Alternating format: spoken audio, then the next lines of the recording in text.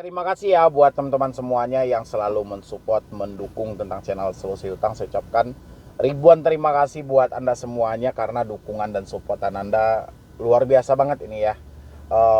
Saya sampai detik ini masih tetap semangat memberikan arahan, menjawab pertanyaan demi pertanyaan yang Anda lontarkan dari dasar keraguan atau masalah yang Anda hadapi hari ini karena terjebak di pinjaman online. Ya, hari ini yang mau kita bahas itu terjebak di 7 pinjol legal, habis itu minjam uang sama Medi Bro nih ya buat bayar hutang, dan ada juga satu email lagi nanti. Jadi kita bahas 3 email hari ini khusus buat teman-teman semuanya karena besok sudah awal pekan ya. Awal pekan mungkin hari ini masih ada handphonenya yang berdering, yang ditelepon oleh debt collector, dan ada juga yang menunggu hari esok HP-nya baru berdering nih ya. Tapi kita nggak bahas soal handphone berderingnya, kita bahas soal 7 pinjol legal yang gagal bayar saat ini. Ya, bagaimana seharusnya ini dia menanggapinya, dan ada juga yang minta tolong sama saya pinjamin uang 5 juta buat bayar hutang, nanti bayarnya dicicil gitu ya.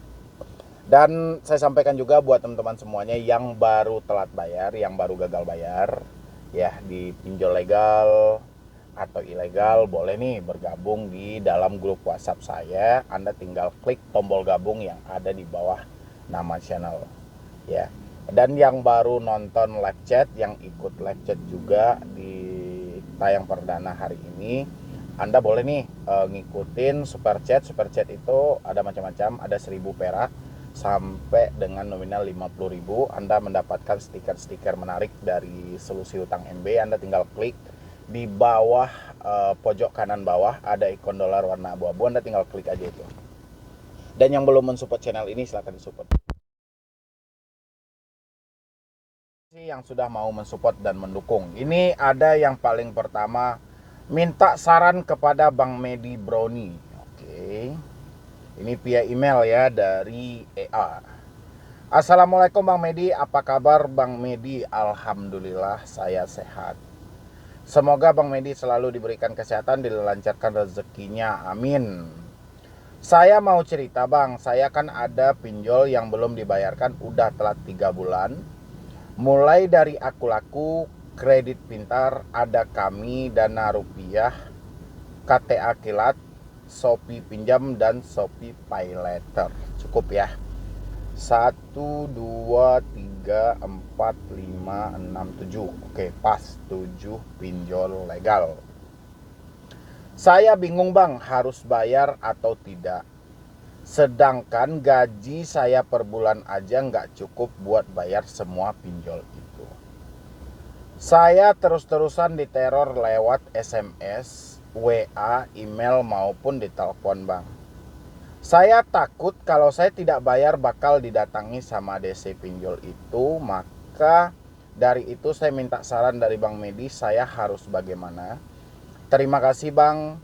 Wassalamualaikum warahmatullahi wabarakatuh. Oke, teman-teman semuanya, kita sama-sama memberikan tanggapan di sini ya, supaya tidak terjadi kekeliruan di dalam pemikirannya. Yang sangat saya sesalkan di sini, pertama, dengan gaji dia yang pas-pasan, kenapa Anda bisa terjebak di 7 pinjol legal? Ya, dan saya tahu di beberapa pinjol legal ini pasti Anda mencairkan nominal yang cukup besar menurut versi Anda saat ini. Ya, apakah itu nanti yang cairnya pay letter, pinjam, aku laku, atau kredit pintar, ya kan itu bisa jadi. Ya.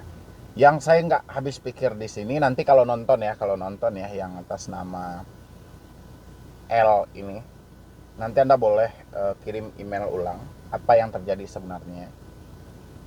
Kenapa Anda bisa terjebak di pinjol legal dalam 7 aplikasi pinjol legal secara bersamaan?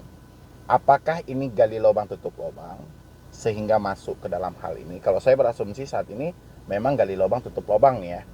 Sehingga Anda bisa menjebol Kulaku, Kredit Pintar, ada kami, Dana Rupiah, KTA Kilat mungkin, Kalau dalam waktu bersamaan, kalau sama-sama telat 3 bulan, ya berarti ini ada sistem yang seharusnya sistem ini kan sudah diperbaiki berdasarkan POJK 2022 kan, harus mempunyai analis yang benar-benar ya, karena ini kelasnya pinjolnya bukan kelas abal-abal lagi kayak Aku Laku, Kredit Pintar, Ada Kami, Dana Rupiah, KTA Kilat. Ini kan sudah besar, apalagi Shopee kan.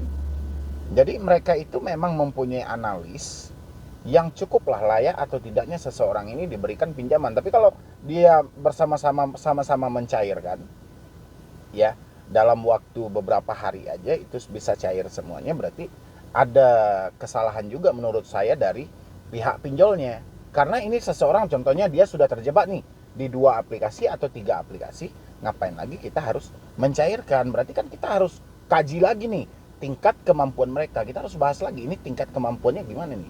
Sementara di Aku Laku dia minjam, di Kredit Pintar dia minjam, Ada Kami minjam. Seharusnya Dana Rupiah dan KTA Kilat, Shopee ini wanti-wanti lagi nih. Ya, ada kita pertimbangkan lebih matang. Ini kalau kita cairkan juga sanggup nggak nih?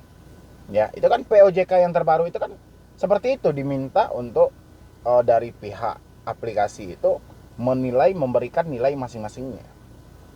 Ya, supaya apa itu? Kalau saya memikir ya dengan sesingkat pengetahuan saya itu, supaya ini tidak terjadi orang meminjam lebih dari 5 aplikasi secara bersamaan. Ya, karena itu akan memberatkan. Ya, mudah-mudahan ini buat pihak aplikasi kedepannya, saya rasa untuk kedepannya lebih selektif lagi, lebih detail lagi nih dalam kita memberikan pinjaman terhadap masyarakat. Kalau masyarakat ini dia asal ngajuin aja, yang penting dapat cair, dapat dana dulu. Ya, dia baru mikirkan nanti. Yang menjadi efeknya ya diri Anda lah. Anda pemilik perusahaan itu akhirnya apa? Terus gunain jasa debt collector nih segala macam, karena Anda memberi pinjaman di luar kemampuan dari si debiturnya. Ya, karena si debitur tidak akan mengkaji ulang tingkat kemampuan dalam membayar mereka. Mereka yang tahu itu, yang penting mereka mendapatkan uang dulu. Ya, ini PR ya buat semua aplikasi. Nanti pasti akan ada tuh yang belusukan, mau dari aplikasi pinjol manapun. Itu saran dari saya selaku pemilik channel Solusi Utang. Jadi kedepannya tolong lebih seleksi lagi dalam Anda menentukan calon-calon dari debitur atau nasabah Anda. Kalau mereka sudah terjebak di 2 atau 3 aplikasi, saya harap jangan dicairkan lagi, karena itu menjadi beban berat bagi mereka dan jadi masalah juga bagi perusahaan Anda. Oke? Kita masuk ke dalam pokok pembahasannya di sini.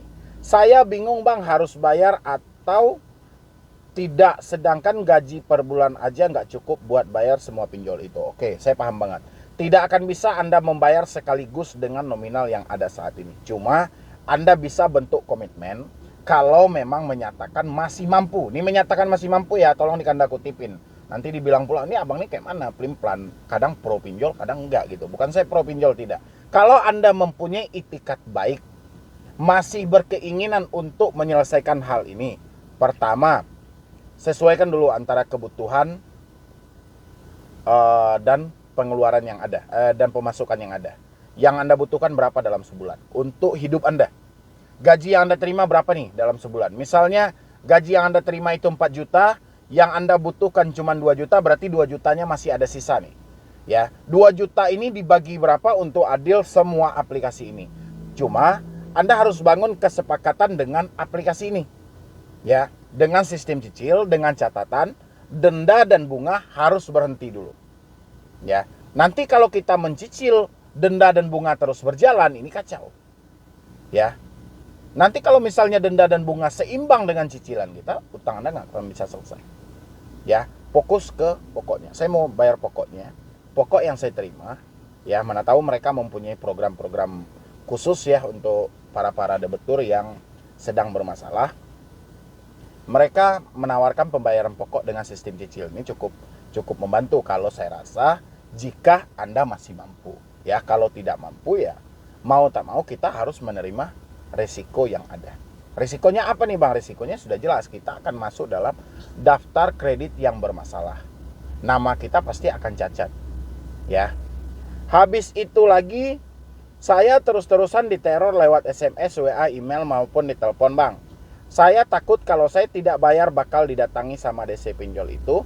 Maka dari itu saya minta saran Bang Medi, saya harus gimana? Oke, antara teroran ya dengan tagihan teman-teman harus bedain ini. Kalau teroran, mereka melakukan pengancaman dengan banyak nomor sehingga membuat kita stres. Tapi kalau tagihan, mereka mengirimkan bahwa sampai detik ini Anda belum membayarkan tagihan Anda di sini. Ya, segera bayarkan sebelum jam sekian. Itu kan masih tahap penagihan. Ini dibedakan ya. Jangan karena Anda panik, orang menagih disangka meneror. Ya, ini harus kita bedakan. Ya, mana yang tagihan dan mana yang teror. Kecuali menggunakan banyak nomor baru dengan ancaman, tekanan, segala macam bersih, tapi tidak masuk ke konteks penagihan. Ya, kalaupun masuk konteks penagihan tapi ada unsur pengancaman, itu baru disebut dengan teroran bisa mengarah. Tapi kalau mereka cuma menyampaikan bahwa tagihan belum kita bayar sampai detik ini, itu hanya pesan penagihan biasa. Ya, baik itu WA, SMS, email, jangan kita anggap itu teroran. Ya. Saya tidak bayar bakalan didatangi sama DC pinjol, itu makanya dari saya minta sarannya. Oke, soal Anda didatangi DC pinjol itu nggak ada masalah. DC datang ke rumah tugasnya menagih, ya. DC menelpon tugasnya juga menagih. DC via email tugasnya juga menagih, via WA juga tugasnya menagih. Jadi di posisi ini nggak ada yang perlu kita takutkan. Ya, jadi dari teman-teman semuanya tolong nih dijaga cara berpikirnya. Jangan sampai cara berpikir ini mengganggu aktivitas-aktivitas Anda untuk kedepannya. Jangan sampai Anda memikirkan kedatangan DC ke rumah, Anda jadi malas bekerja, takut keluar rumah. Ini kan mengganggu. Ya, untuk Mbak L. Dan selanjutnya kita juga ada tentang butuh bantuan 5 juta.